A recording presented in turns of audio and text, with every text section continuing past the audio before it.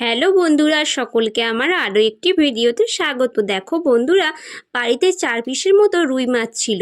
ওতে দেখো নুন, হলুদ, লঙ্কার গুঁড়ো ও অল্প লেবুর রস মাখিয়ে নিলাম, যাতে না মাছের কোনোরূপ আঁশটে গন্ধ থাকে। এবার দেখো মাছের পিসগুলোকে সর্ষের তেল দিয়ে লাল করে ভেজে নিচ্ছি।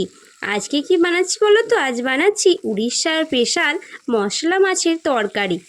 বাড়িতে এর আগে আরও একবার ট্রাই করে দেখেছিলাম, খুব ভালো খেতে হয়। এইবার দেখো কড়াইতে অল্প সরিষার তেল দিয়ে দিলাম। তেল গরম হয়ে এসেছে, এবার অল্প কালো জিরেও দিয়ে দিলাম।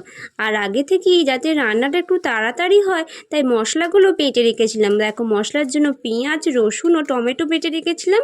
আর জিরে, শুকনো লঙ্কা, আদা ও ধনে বেটে রেখেছিলাম।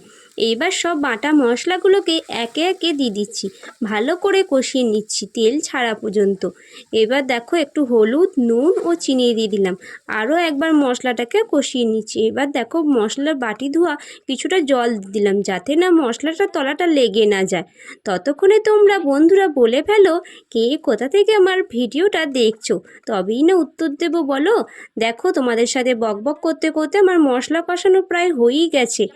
আরও কিছুটা জল দিয়ে দিলাম, যেই পরিমাণে ঝোল লাগবে তোমরা সেই পরিমাণে জলটা দেবে। এইবার দেখো ঝোলটা একটু ফুটে এসছে, মাছের পিসগুলোকে দিয়ে দিলাম একে একে।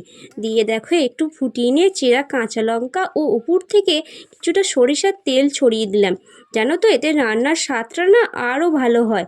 এইবার দেখো ঝোলটাকে দেখো আরও একটু ফুটিয়ে নিচ্ছি, গা মাখা মাখা পর্যন্ত। দেখো ফুটুনো প্রায় হয়েই এসেছে। আর সত্যি বলতে এই রান্নাটা খেতে না সত্যি দুর্দান্ত খেতে হয়। তোমরা প্লিজ একবার বাড়িতে ট্রাই করে দেখো। দেখো এবার নামিয়ে নিচ্ছি। বন্ধুরা, যদি আমার ভিডিওটা ভালো লাগে প্লিজ একটি লাইক করে শেয়ার